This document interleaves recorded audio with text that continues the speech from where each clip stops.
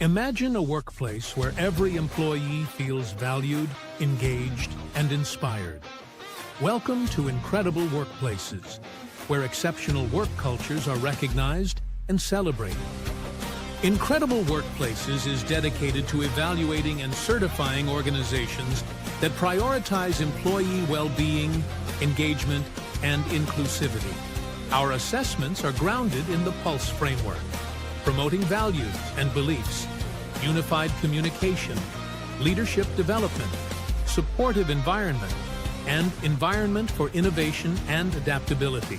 We offer 2 certification levels: Gold, focusing on self-evaluation, and Platinum, which includes comprehensive employee feedback for a holistic view of your workplace culture.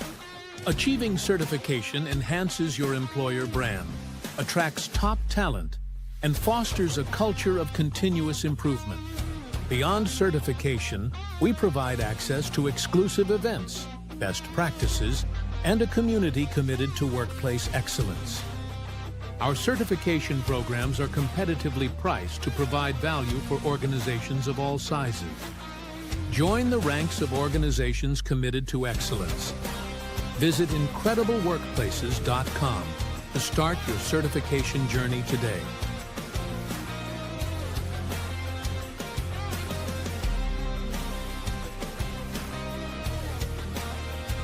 Super excited that we are Incredible Workplaces certified. We are feeling pride to be certified as Incredible Workplace Organization. We are very happy to be certified from Incredible Workplace. Feeling proud to be recognized as Incredible Workplace Certified Organization. Let's create workplaces incredible with Incredible Workplaces. Thank you. All right. Good morning, good afternoon, good evening to all the audience from all over the world. We are in our episode 11 of the Culture Connect, where we have this LinkedIn Live. We invite global leaders across the globe talk about their stories, their experiences, and also their connections with the workplace culture. Today, I'm glad to announce that we have Michael with us, who is working with MRP as a senior lawyer and based out of Dubai.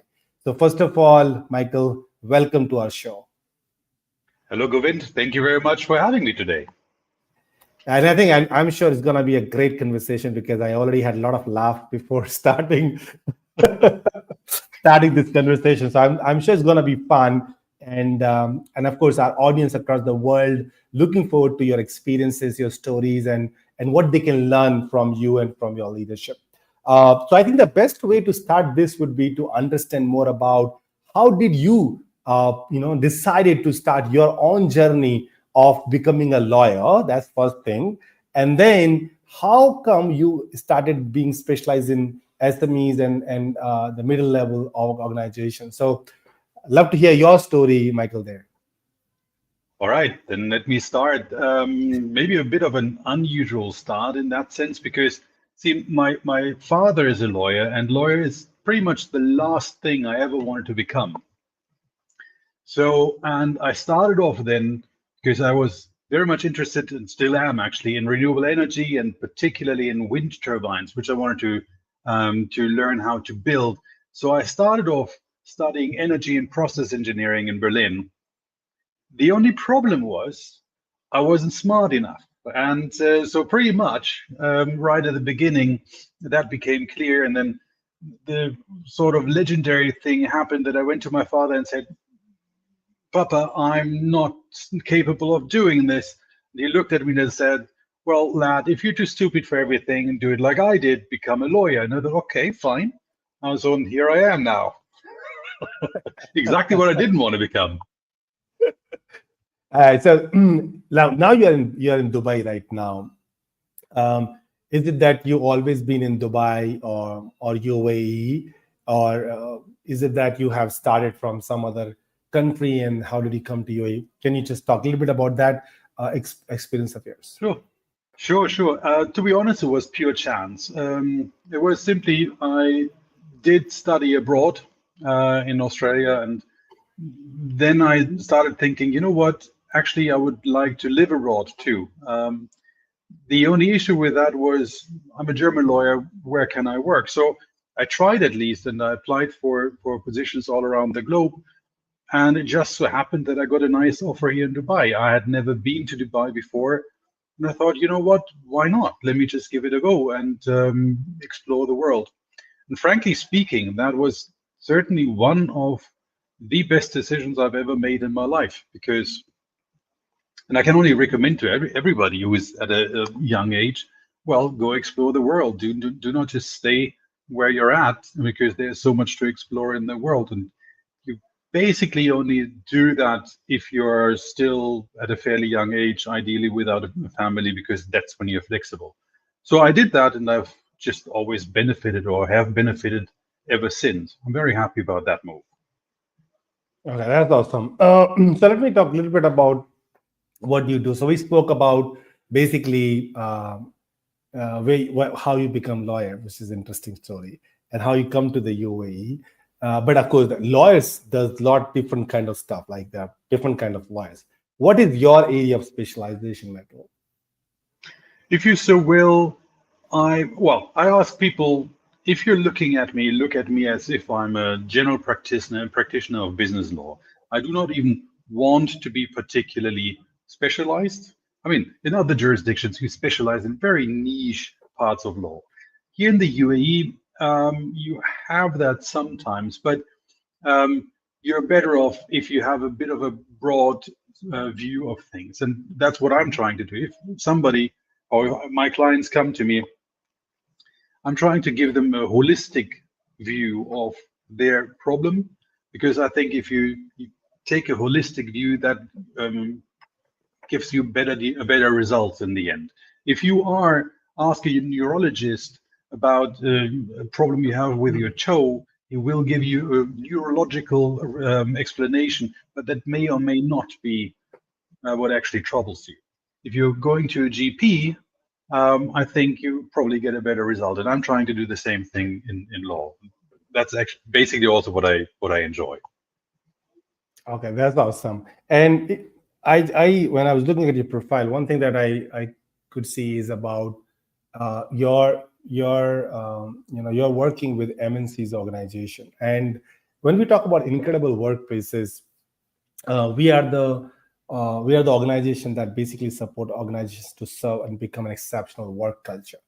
And Michael, work culture is something that touches everybody in the organization. It is not necessarily a HR thing, but it is an organization thing. Now, let me ask you first, because I believe, if I'm not wrong, so you're the first lawyer on our show. I do pity you. So it's going to be a very different perspective that I'm going to enjoy now here, is that because we have HR leaders, we have CEOs in the business leaders organization that basically talks about, because they are more kind of towards the work culture. But somebody who is not necessarily kind of mainly responsible for work culture, but somebody who is at the receiving end. So as you're working in the organization and you're on the receiving end, means if the work culture is not great, right? It's going to impact you. It's going to impact your decision of continuing with the organization. Let me start from there. How important it is for you? You left your country, came here. How important it is for you to look at work culture when serving in the organization? Well, I don't think you're looking at it, or you can't really see it before you start any job anywhere.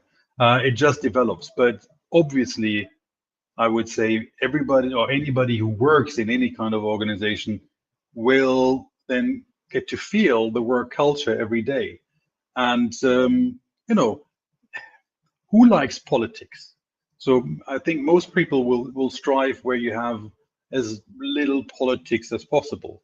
So, and that I think also depends a little bit on, the work culture of the organization, which of course is expressed in a lot of different things like policies, personalities, first and foremost, of course, in the organization. And last but not least, also the size of the organization. Frankly speaking, if I'm looking at it, and I'm fortunate enough to work with both multinational companies and smaller companies, My general impression is that work culture wise, or let's say work culture in terms of politics wise, you're better off in a smaller organization. The bigger the organization, the more egos you have to satisfy, and that is usually quite difficult and can lead to strange situations. Let's put it that way. I hope that makes sense. Yeah, and of course it does. My personally always feel that if somebody asks me what is the one thing that you don't like in any organization, and I would say any organization that has politics in it is a big turn off for me to the work to the organization. But and you also kind of touched upon a point that you said that maybe this is not maybe before joining the organization there's no way that you can feel it, which is true, no doubt about it. But what I would like to say, because a lot of audience are here, is that one of the incredible workplaces trying to do is actually supporting in this particular aspect. For example, you are joining an organization, and every candidate when they when they give the interview or in the process, they always like to kind of see whether whether the work culture is great or not. So I think if the organization is certified with an external agency like ours, it at least gives kind of a baseline to the candidate that this organization has the culture that is required, basically. So that's one Agreed. thing that I would say. I'm going to ask a couple of quick but maybe tough. I think it will be tough, but I don't know whether it will be tough for you or not. So here goes your first question.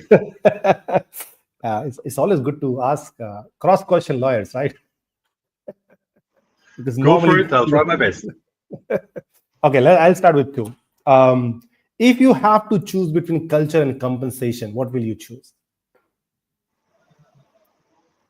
Oh, there's no easy answer for it. Of course, it depends on the level of compensation. If the compensation is sufficient, whatever sufficient means in both instances, but the one with a better culture gives me less of an income, I probably choose that. If I have to choose between an insufficient, very low income with good culture and a decent to good compensation but a worse culture, then it depends on how bad the culture really is. But the tendency would obviously be to go for the better earnings. I would say the same, and I think I agree with this. Could not be. If I would have been your place, I would also see all those elements before I decide, because you can't have a great culture and a very low package. You can't maybe survive there. So, got it. But Great.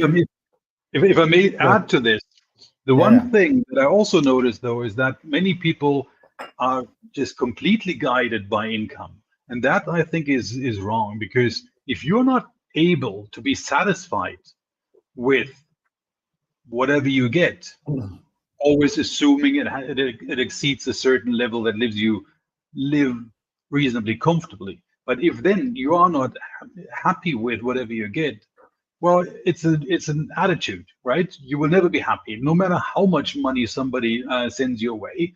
And then, well, that's your problem, nobody else's. Yeah, I totally agree with that. And I see a lot of audience have already started, first of all, welcoming you, Michael, on the show. So great. So you can say whatever you want to say to the audience. I'll give you just a couple of seconds to say.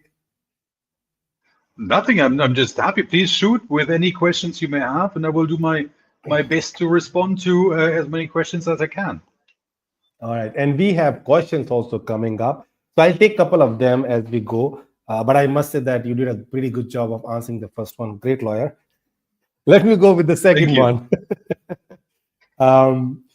Do you believe that the work culture in an organization is HR responsibility or everybody's responsibility? What is your opinion?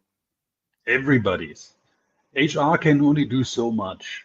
But see, you can have the best HR person on the planet if you have incapable managers who have no idea how to deal with the team they are managing.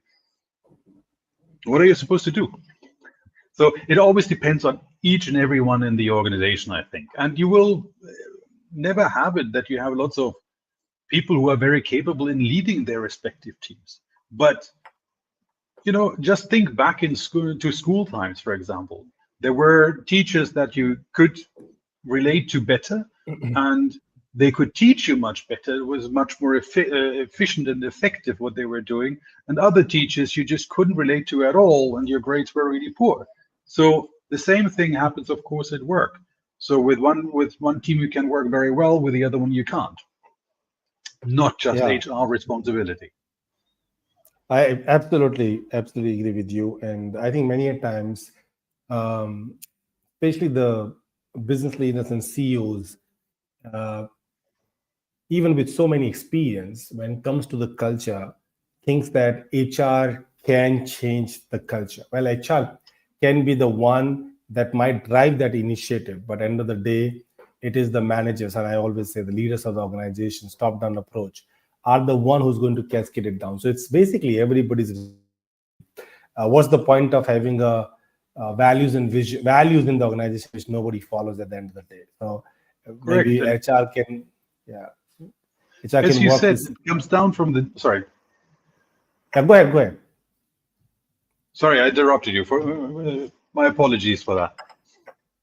I do believe, yes, what you said is quite right. It's a top-down approach. People look at what their leader, their team leader, and so on does. And what I see quite often, I'm not quite sure if it's just a lawyer thing. I would assume it's generally a thing that everybody's so career-driven that most people think that they simply cannot ever admit mistakes. And then you develop Teflon leaders, as I would like to call them. Nothing ever sticks. So, and they develop the ability to just turn around quick enough so that whatever comes flying doesn't hit them, but usually their team. Now, of course, the team will see that and most probably develop into the same direction. If you have a boss who does what I would consider the right thing, say, look, and what I'm trying to do also here in our firm, of course, things will happen. That's normal. Now, I'm trying to be the person who takes it first because I know how to deal with it. I will then internally deal with my team members. But I am more senior, and with that comes a responsibility to to stand there and to front things. Now, if I see that in organizations, my belief is that the people in your team are more likely to develop similar traits simply because they feel like they're secure. They know if they mess up, and we all do. Let's be honest. I mean, everybody messes up. We're humans, and that's fine. So, and they know, okay, I might have to deal with my boss, and my boss will tell me, well, that wasn't right, and you should have done this, you should have done that. But ultimately, I'm secure behind his back, and he deals with whatever happens on the outside simply because he can. Then you probably develop better leaders, and I think that hopefully and ultimately also reflects on the organization as a whole. Yeah, and that's very true, actually. In fact, when I started this conversation, and I was saying that, so far we have interviewed people who are basically considered as somebody who's supposed to drive those initiatives. Of course, it is everybody's responsibility, but the ones who are supposed to drive this, I would say that you are the one who's actually most on the receiving end, but also responsible because you're a leader. You're responsible for driving the culture forward. And I'm sure I'm going to have a very different perspective here because there's one question from our audience that I want to put on the screen for you by M. Aravind Fernando. And the question is quite simple, although we don't need kind of a perfect purpose, because I know this question might be somebody who is responsible for measuring and driving. But I want to know it from your perspective. Like, for example, the question is, can culture be measured, right? So one. Second, I wanted to understand from you is, and everybody might have different answer for that, because what I value most might be something in your list at the down. What you value most, maybe for me, is not that important. One, do you think culture can be measured? That number one. Second, if anything in any organization that matters to you the most from a culture perspective, what is that for you? Let me answer the first question first. And I think, Yeah, yes, it can be measured, and I think we all do. But that is not a very objective tool, because you measure culture in it's good or not good. But again, that is your personal perception. There is no such thing, I believe, as measuring this in something even close to an objective fashion. And the other question, honestly, to me is, yeah, I think honestly, my main concern is always politics. Now, maybe I'm a bit lucky because by now I am more senior. Obviously, it happens with age, but and maybe that makes it a bit easier. But I always found politics it's just something incredibly unpleasant. You can't avoid it really. It will happen, and it even happens amongst friends. But no, I have worked in environments where I would have said that, politics consumed 70% of my time, and that's just silly. yeah, got it. So so if I have to ask you, you are saying any place where there is no culture is what you think is a great culture. And I believe this is how different people perceive culture differently. That's I totally agree. If you're okay, can I touch upon a little bit on Fernando's question, because I think Sure. they okay, great. Um, so basically, if I have to tell Fernando, one, I agree with you. Culture can be measured, right? And it is the toughest thing to measure. I think in world everything can be measured. The only thing is, uh, one, how much effort you want to put to measure that. Number one, and second, maybe the accuracy of the measurement, like it's perfect measurement, not a perfect measurement, less perfect measurement, whatever. So, and I would like to say that to Fernando that in Incredible Workplace and Michael, we have a framework called Pulse Framework, and maybe in our intro video you must have heard about that. And we believe that in this framework, there are five things which are important for any culture: values and belief, leadership, communication, employee experience, and employee engagement and innovation. These are the five things we think are the most important that you need to assess when you're thinking about your work culture. So you have to assess all those parameters. But there are other frameworks also exist in the world where they are similar but not exactly the similar. They give value to other parameters as well. So there is a way, definitely, which one you as an organization feel is your way or your measurement of culture that you can definitely do. So I just wanted to answer Fernando for that. Number one. Number two, I have already a good list of questions from audience that I need to ask you. I have my own questions as well. So let's see how much we can cover in whatever time left with us.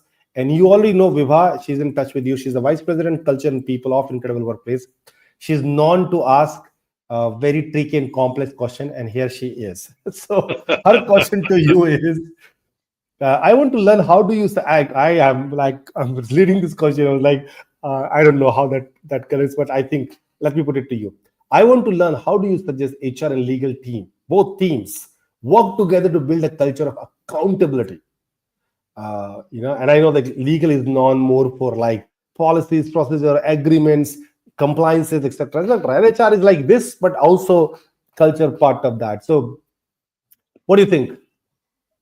It's a tricky question, to be honest, and I'm not quite sure if I have an immediate answer. I have immediate thoughts, and my immediate thoughts are, well, first step is talk.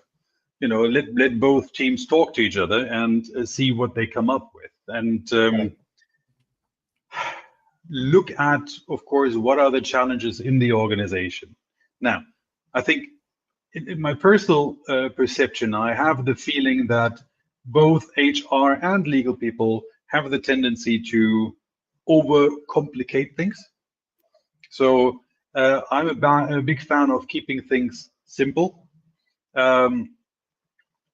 Might sound a bit funny hearing that from a lawyer, but yes, I do believe you can put too many policies in place, and not all the policies that are there are really required. My audience must be loving it for now. I'm telling you. Great. Go ahead. Yeah, I think that was pretty much it. But first of all, talk and see what are the problems and how can we tackle them together. That's probably the best thing that I can come up with in order to answer that question. Great. Yeah, I think totally true. And there are policies and procedure for sure. But I think the policies and procedure need to be built in a way that it kind of embrace the culture that you want to build in an organization. And I keep telling this thing, Michael, to many of our customers that there is no straight answer to culture. Actually, it's basically what do you want, right? If you are, for example, if you are a founder-led organization, the culture of the organization depends upon what the founder thinks. What are the values the founder have, because the founder that drives the organization. If you're a board-led organization, depends upon what product you are, what kind of company you want to build. So it differs in a many different ways. What I value might not be something that you value, and if both are running the organization, we might have different values altogether. Nothing right, wrong. It's our values, our style, and accordingly, the policies and procedures should be reflection of that. Great, but I love the fact that you said that HR and legal are known to have a lot of policies and practices in place. I'm sure people would love that. We have one more question coming up from Supriya Gopi, and I'll take this with the name. I could think she's from South India. Welcome, Supriya, Sripriya to the show. And I think her question is more about when a new hire is coming to the organization, and I'm sure you might have your team members starting working under you, right? How do you make sure that you are basically embracing and helping them to? I think the question is not complete in a way, but you're embracing them and helping them to understand what the culture of your organization, of your leadership style, etc., etc. How do you deal? You have new hires, right? You have people coming working in your function as well. See, what I think is a good tool, and I've learned that in one of my previous firms that I was working with, and I quite liked it. There was an understanding whenever a new lawyer joined, they would. Was it only restricted to lawyers? I'm not sure, but let's assume it was lawyers. They would ask the new hire, even before he decided to come on board, to speak with lawyers of a similar level that are already working in the firm, and they would have a private conversation, not with any partners or so involved. I liked that because you get a first-hand experience report from somebody who is going to be your peer sooner or later. So, and if there are too many politics, then there's a good chance that person would tell you.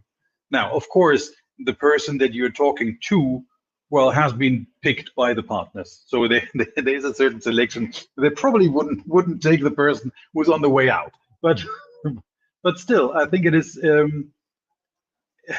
it's a nice tool to also create some trust with a new hire. Look, I feel comfortable with you talking to somebody of my team without me being there. I will not listen in. He can tell you whatever he wants. For me, as a person who thinks about joining that particular firm, I would say, wow, I like that. I like the opportunity. There are probably also other ways that I haven't come across, or something that I couldn't really think of. But this is something that stuck to my mind. I quite liked that approach, and I'm trying to do that here too. Yeah, this one is a good one. In HR world, it is called buddy program, where you basically provide a buddy to somebody who's joining. And I think this is very powerful because when somebody is joining the organization, it's a very new environment for that particular individual, right? Of course, there are policies, procedures that you need to onboard people, give them infrastructure, make them meet people. But somebody who's having lunch with you, has nothing, no connection with the process that you're following for onboard, somebody who's maybe from your same team, and you can ask questions like, hey, who is this person I met? And I might know the name, but I don't know what kind of person it is, what kind of projects that we have right now, and things that sometimes you might not like to ask during a very Right. formal onboarding process, that you ask when you're having a lunch or going out for a coffee and walking. And this is not a one day process also, Michael. That buddy is there with that particular person for a couple of weeks, so that if he has anything that he wants to ask, because when the onboarding is happening, there's so many things happening, right? Everybody's trying to give them the download of everything, and as a human, our brain has the limitation to kind of digest, so we might forget, right? We say, yeah, well, I heard this, maybe I heard that, hey, you guys give, I don't know, 10 days leave for paternity, did I hear it correctly? So you can ask that person one more time if you have any. So I think, yeah. So what you're saying is basically technically known as buddy program, and a very, very powerful one, because it actually gives an informal environment to that individual to ask question and get answers. And that's the way the person get, had acquaintance with the work culture that organization has. Yeah, I and as think, you very right, sorry. go ahead. Go ahead. No, as you very rightfully said, there's also always quite a few questions that you would never ask in a formal interview, and that still are very important, maybe generally or just to you. So having a buddy, as you said, makes a lot of sense because yeah, you get to ask these essential questions that need to be asked and need to be answered, and you get the forum to do that. I like that. Yeah. Awesome. So Shripriya, I hope you get the answer of your question. I have taken in a lot of questions from audience, Michael. I'll take one from my side, and I always enjoy stories. So I thought I should ask you: is there any story that you would like to tell me? You can choose not to name the company or individual, where you felt that it was not a great culture. One example of any organization that you worked with in the past, or any manager that you feel that's not a great culture, and why you think so? Any story that comes to your mind right now? Yeah, there is. See, there is a story that I heard. It's not even wasn't my own client, but similar things I have experienced. They were maybe just not that drastic. Here, generally, I would say the bigger the organization, the more circus you see. And sometimes really that's the only way to describe it. It's circus. You always think there is rational decisions for things. Well, the more people are involved, the less rational the decisions become. And this was maybe an extreme, a bit of a funny one, but also a lawyer friend of mine who also exclusively works on labor law matters. He was asked by his client, who came from Scandinavia, to, well, let everybody go in a certain subsidiary that the company had in Germany. He said, okay, are you sure about that? Yes, let everybody go. We want to close down. Okay. So he started the process and let everybody go with lots of compensation that you have to pay in Germany. Was quite a process. And then somebody else from the headquarters of the company came to visit him and said, what are you doing? And he said, well, I'm closing down this and this subsidiary of yours. And I'm, basically let everybody go. And he said, what are you talking about? We can't close this company down because this is our central entity dealing with all our worldwide clients in a certain, for a certain subject. This is essential to our business. You cannot close down this company. Rehire all of them. So we had to rehire the whole people. And I think we were talking about close to 200 people. It was close to Christmas. You had to rehire them in order to get them back on board. Not only could they keep, the compensation they already received. They were hired at double the salary, and you're like, Wow. really? Good for them, but you're like, "Ugh, who messed that up?" And honestly, these things I see are much more likely in multinationals. Hmm. In smaller organizations where people tend to be more accountable, where people tend to maybe talk to each other more, this is less likely to happen. Yeah, I hear you, and I've never heard a story like this, by the way. I don't know the person who actually gave the decision. I don't know whether he's still in the company or not. He should be the first one to be fired. You'd be surprised. You'd be surprised. These decisions. I mean, this is an extreme. I admit that, but decisions of similar magnitude happen every day, billions of times. It just Wow. doesn't stop. And Wow. in many Wow. cases, I was asking, how do these companies even make money? But apparently, it still works. All right, we'll not go there. Another thing, opposite question to you is an example, a story of any leader or organization where you work and you think that's exactly what the kind of culture you think should be built. So, any story that you have for that? It wasn't me. It was my wife's workplace, and Hmm. it is. I don't want to mention the name because I don't know if she would like that. But it is a worldwide operating company that is active in the soft drink field. Let's put it that way. So, and the local head of the office, and actually, in fact, the whole region, has taken an approach that I described earlier, where, you know, he takes the blame to start with, and then, we'll have a discussion with, the next person further down the command line. And the impression I got whenever I'm looking at the organization that she's working with is that exactly what I said earlier happened there. That not everybody, people are different, of course, but in principle, there's a culture where team leaders do take responsibility for what their team actually does. And I just think that this is the way it should be. And I just very much like that approach. Yeah, I think that's a great one. As a leader, we are not only just supposed to take the credit of what has gone Correct. great. I think we should do that less. We should take the, I would say, another, like, for the lack of the word, blame of things that not gone well, and work with the team to kind of drive that. Awesome. We are coming to the very close to our time. Time flies. It's almost 40 True. minutes now. But I think there's a question from one of our audience that I'll take, and maybe then we'll go there. So it's an interesting one. So what Mank is trying to ask is that silence doesn't always mean everything is fine, and I agree, right? If everybody's silent in the organization, does not mean okay, everything is going good. Silence means nobody's complaining, right?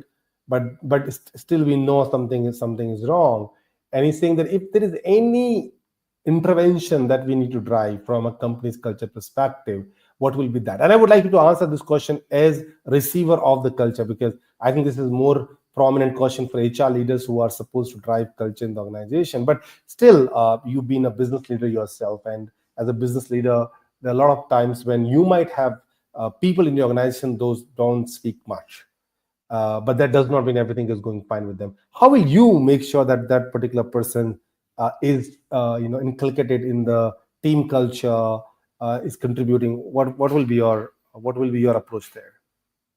It would be pretty simple. On one Mhm. hand, I will certainly try to portray an image, not only an image, but also, an atmosphere where people think that they can come and talk to me if there's something that bothers them.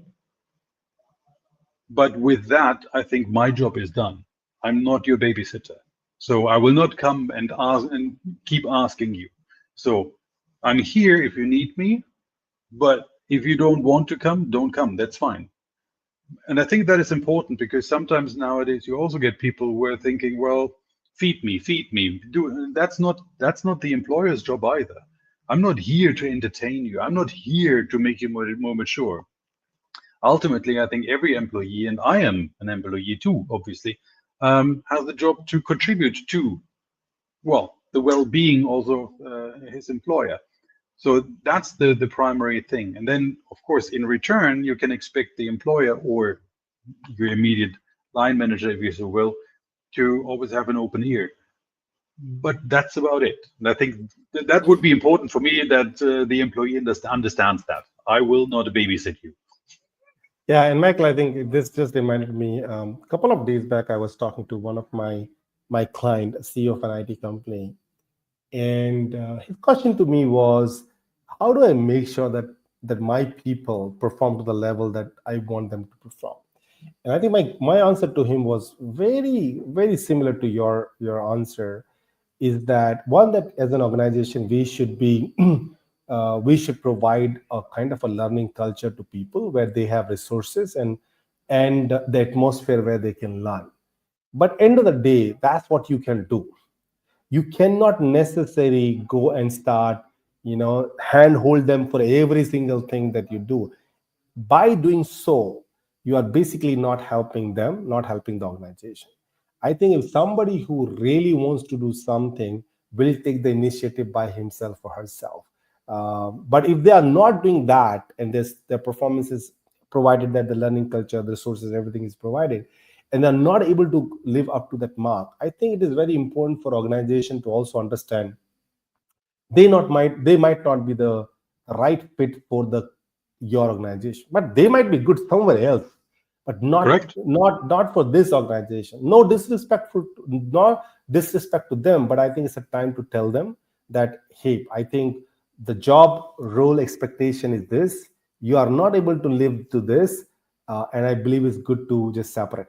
I believe this is not an example of a bad culture. It's an example of being respectful to those who are not able to perform to the expectation of job level. But that does not mean they are not good somewhere else.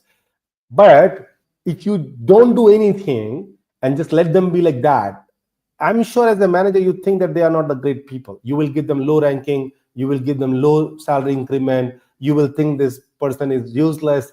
End of the day, you're being more disrespectful to this person as opposed to giving feedback and asking him to just go and work somewhere else. That I think is being more respectful and an example of culture. So I might have said it in a very different way because I'm a HR and you are a lawyer. But we exactly said the same thing, right? We are not a college or university, right? We are not getting paid for kind of teaching our employees or team members, but we are here to give you an environment, right? So Yes. I think they need to come forward, is what I would say. So Meg, hope you get your answer. Meg is also a very good friend of mine, by the way, Michael. So great personality, and so I just wanted to kind of double down on the thing that you just said. You know what I really like, Govind? Now, you're right. I think both of us said basically the same thing.